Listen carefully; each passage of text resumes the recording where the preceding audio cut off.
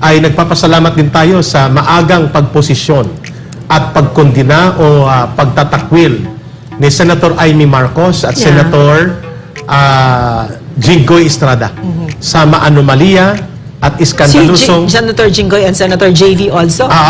Okay. Sa kanilang pagtatakwil naman, ma'am, sa maanomalya at iskandalusong pagpipirma sa alleged signature buying para ilusot kunwari na may pinipirmahan ang mga mamamayan para baguhin ang konstitusyon. Yung People's Initiative. Yung People's Initiative na isang peke at bogus na mga hakbang sapagkat ito'y dineklara na ng Supreme Court na illegal, walang enabling law, at ito'y exercise in futility. Subalit, kumakalat at umaapaw, ma'am, ang mga formas na pinapaabot sa atin at tuloy-tuloy po ang pagtatanong ng taong bayan, saan po ito gagamitin?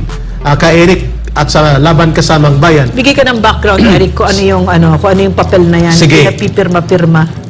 Pwede natin mapakita siguro, Nimes, no? Sa ating producer at sa ating team. Nakakabahala. Sa online natin na support team. Nakakabahala po ito ngayon sapagkat tinanong na ni Congressman Ed Selagman, saan ang gagaling ang pondo? Sapagkat bawat pirma, ayon sa mga taga Bicol, ay may mga 100 pesos na ipinamumudmod. Ito ay ayon sa ulat na ipinaabot kay Congressman Ed Selagman mula sa Bicol kung saan sa Albay ay gobernador ang kanyang anak kasalukuyan. Number 2, ang inisyatiba na ito ng kiningnan kong foreman ay mayroong tinatawag na si Attorney Abad. Sino itong Attorney Abad? Kanino siya nagtatrabaho? At ano ang kanyang organisasyon? Nakalagay po siya sa form. Pangatlo, ano po ang papel ng mga mayors at congressmen? Sapagkat ito'y binababa sa barangay, ang iba, sa aking barangay, for example, ma'am, nagtatanong sila kung ito ba'y para sa ayuda, para ba ito sa crisis intervention. So habang malawak ang mga pagtatanong at hindi malinaw ang mga motibo, mas lalong nagkakaroon ng pagdududa ang taong bayan na ito ay isang political maneuver, game plan, para palabasin na magkakaroon ng sentimiento ang mamamayan through pirma or signature campaign at i-convene ng House of Representatives kasi nakalagay doon sa form parang ito ay isa-submit sa House of Representatives kina Speaker Martin Romualdez at sa kanila sa lower house ng Kongreso, hindi sa Senado. So kanino po nanggaling ang motibo, pundo at ano ang layunin kasi hindi nakasulat anong babaguhin sa konstitusyon.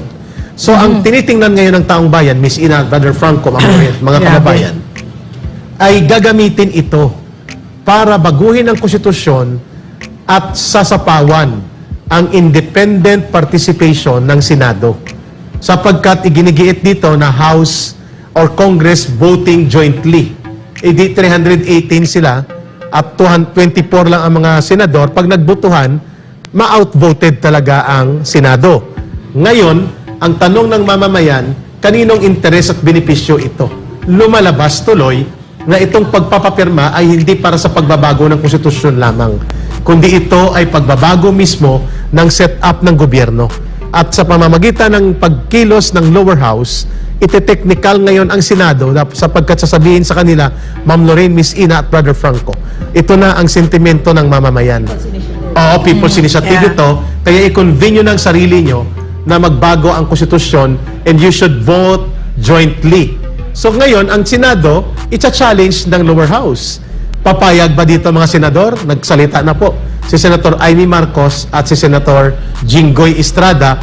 And we know na malamang ito rin ang magiging pagtatanong ngayon ni Senator Robin Hood Padilla, Ma'am Lorraine, sapagkat hindi sincero at totoo ang layunin na para sa kabutihan ng mamamayan at pagsusulong ng kabutihan ng ating pamahalaan, kung hindi mga personal vested interest ng mga politiko na gusto ikutan ang ating saligang batas upang magkonsolida ng poder sa kanilang kamay. Again, it's very shameless kasi very obvious naman, no, the naked lust for power of the speaker. Kasi ang kaduluduluhan nito ay gusto niya maging prime minister. Yun talaga. Diba? So, it's a very cynical move again, no, na I don't think it will ever work, no? Kasi ang dami mong nilabag na batas dito. It's not even a people's initiative, it's a congressional initiative, no? Na hindi yan ang nagpupush kasi dito yung mga kongresista, which hindi yan papayagan ng ating batas, no? So I don't know, parang for me,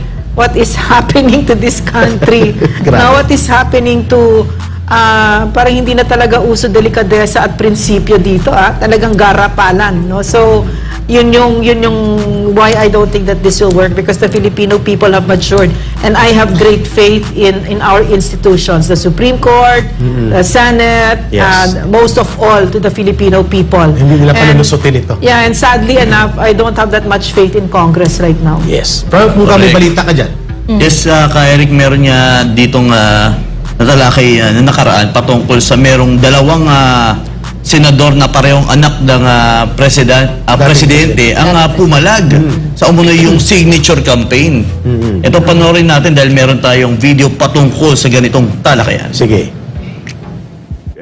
Kasunod ang pagsiwalat ni Albay Congressman Ed Salagman sa umano'y nationwide signature buying ng supermajority ng Kamara para isulong ang charter change o CHAPSA, ay umali ito ng pagkondena mula sa mga senador. Sa isang pahayag, kinundina ni Senador Amy Marcos ang mga taong umano'y nanunuhol sa mga distrito, local government units at potensyal na malagdaan na hayag at walang kahiyang pumayag sa isang inisyatiba ng mamamayan. Sa inilahad ni Lagman, ang pipirmang residente sa pinalalagdaang form para sa CHAPSA ay bibigyan ng 100 piso at aniya 50% ng pondo ay ibinigay na sa mga alkalde at mga coordinators. Dahil dito sinabi ng nakatatandang kapatid ni Pangulong Bongbong Marcos ng pagbabago sa konstitusyon sa pamamagitan ng mga nabiling pirma na pinagmumukhang People's Initiative ay hindi tama sapagkat ang pagbabago sa ating konstitusyon ay hindi dapat ibinebenta.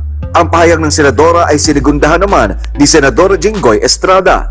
Sinabi ni Jinggoy na dapat imbestigahan ang sinumang nasa likod ng nasabing nationwide campaign. Git niya, iligal ang pag-solicit ng pirma kapalit ng 100 piso para isulong ang charter change. Malinaw anya na paglabag ito sa saligang batas at pagsasantabi sa democratic process. Kaugnay nito ay mayroon ng inilabas na desisyon ang Korte Suprema sa pagsusulong ng People's Initiative taong 2006. Ayon sa Korte, bagamat ang pagbabago ng konstitusyon ay pinapayagan sa pamamagitan ng People's Initiative, ay wala namang compliant implementing law o enabling law para rito. Matatandaan na una nang ipinag-utos ni House Speaker Martin Romualdez sa nakaraang buwan ng Disyembre na repasuhin ang saligang batas para malaman kung dapat ba itong baguhin upang maging mas kaakit-akit para sa mga foreign investors.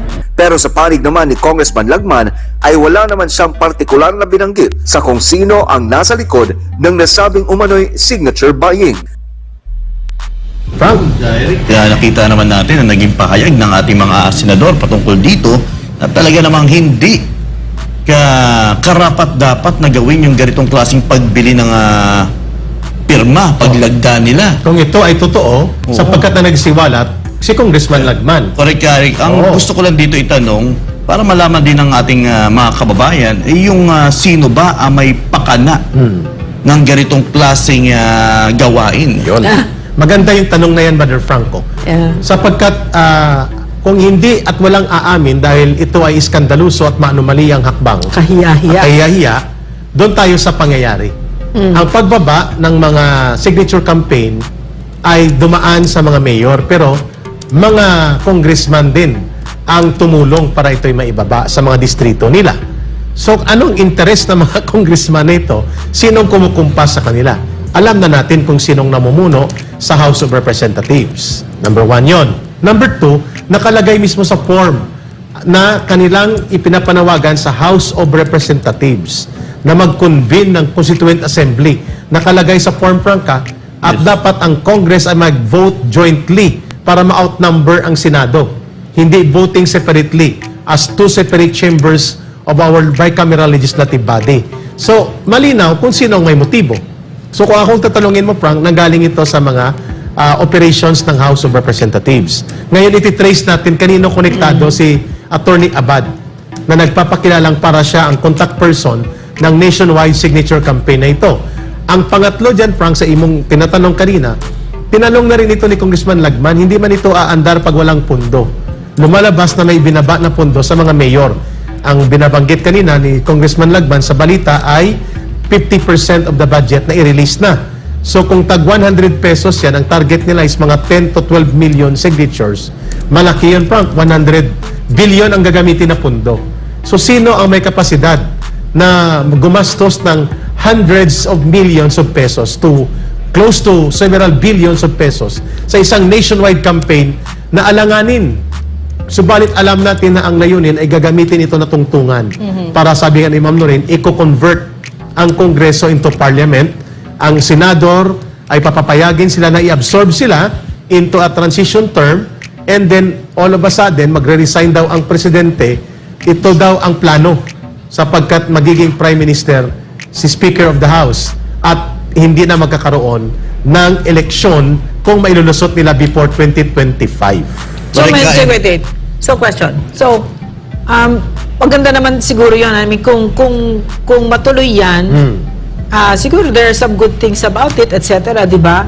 Kasi yung continuity nandyan because there's a Prime Minister. But, ang papayag siguro ang tao dyan, basta si Martin Romualdez, he inhibits himself. Hindi siya kasali. They will not benefit Yeah. from the result of the charter Baka change. pumayag tayo dyan. Yes. Wait. Thank you for supporting this channel. Please hit like and subscribe and hit the notification bell. Thank you and God bless us all.